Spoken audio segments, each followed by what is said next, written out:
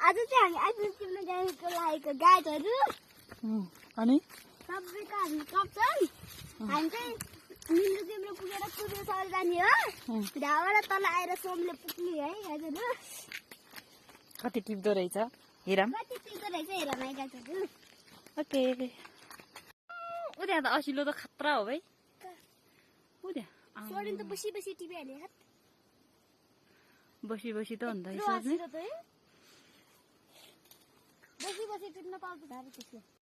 यता चाहिँ आइसिलो दिएको छ अनि यता चाहिँ दिदी भएको छ अनि सिस्नुले पलेर मर्न लागेको छ गाईहरू अनि यता चाहिँ यता नै छ आइसिलो चाहिँ हेर्नुहोस् अनि यता नि दिदी छ के नि खोइ खै दिदी आइसिलो चाहिँ यति भएको छ ल्याउनु सिस्नु रहेको छ कि दिदीले उनीहरू त्यहाँ हताल्नु भएको छ गाईहरू यो चाहिँ फेरि गाईहरू यो सबै मैले भरेको यो सबै दिदीले भरेको त्यो सबै सीमादाले भरेको खाइनै सक्न लाग्यो गाईहरू अनि ठुलो ठुलो वारी छ अनि यत्रो ठुलो ठुलो हिरोको चस्मा खतरा छ गाई यहाँ चाहिँ दिदी यस्तो हाम्रो आइसिलो हो यो चाहिँ दिदीको चस्मा हामी चाहिँ फर्कियौँ आइसिलो टिपेर आइसिलो भोलि थियो पहाडै भएको थियो तर हामीले खाइसक्यौँ खाएर नि कत्रो भइसक्यो हेर्नुहोस् गाईहरू धन्दै दिदीको खुट्टामा चोक्दैन क्या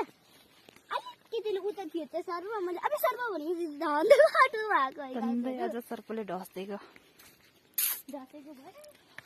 गाउँ आएदेखि दिल्ली सर्प भेटिरहेछ मसँग किन हो खोइ आएको खुट्टामा तर मैले भनेर दिदी अलिक गाउँ आएको बुढीकल्टदेखि सर्पले त्यहाँ सर्प भेटिरहेछ मसँग गाई जो मकैबारीमा गएको मकैबारीमा नि ठुलो सर्प खाना आएको मैले भनेर यो सिद्धान्त चाहिँ है नजिक अगाडि अगाडि सर्यो अनि धन्दा मैले भनेर मात्रै दिदी बाँच्नु भयो सर्पले टोक्नुबाट बचियो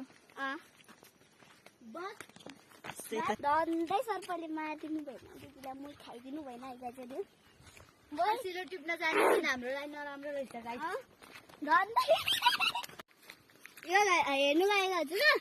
यो ठुलो रुखले हाम्रो घाँस चिनाउँछ अनि खोल्सा चिनाउँछ अनि उता दिदीहरूको घर जाने बाटो चिनाउँछ आज बुढा बुढीसँग आइसिलो खाना आइयो सर्प भेटियो गाईहरू सर्प भेटियो गाई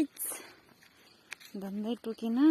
धन्दै दिदीले टोकेन है गाईहरू धन्दै अब सर्प भनेर मात्र सातो जाने गरिदिएको हो यो दिदीले अनि दुई सातो जाने गरिदियो है गाईहरू दिदीले चाहिँ हामी आइसिलो टिप्न त्यहाँ टाढा गएको त्यहाँबाट आउँदै आउँदै आउँदै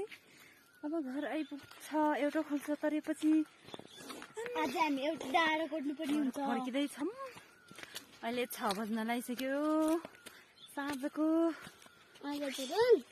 आज हामी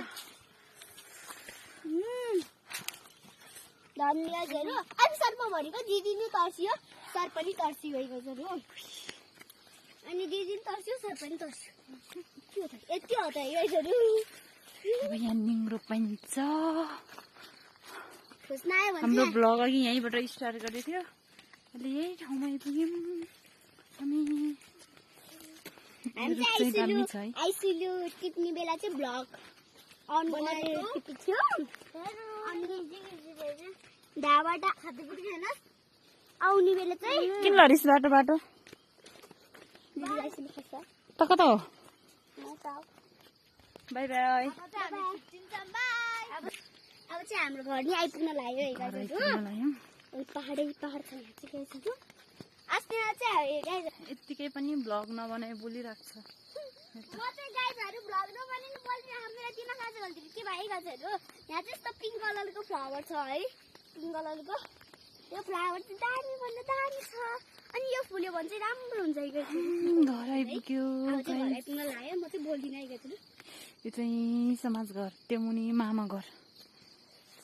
अनि यता हाम्रो घर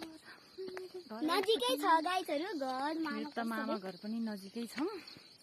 अरूको जस्तो टाढा जानु पर्दैन मामा घर जानलाई पनि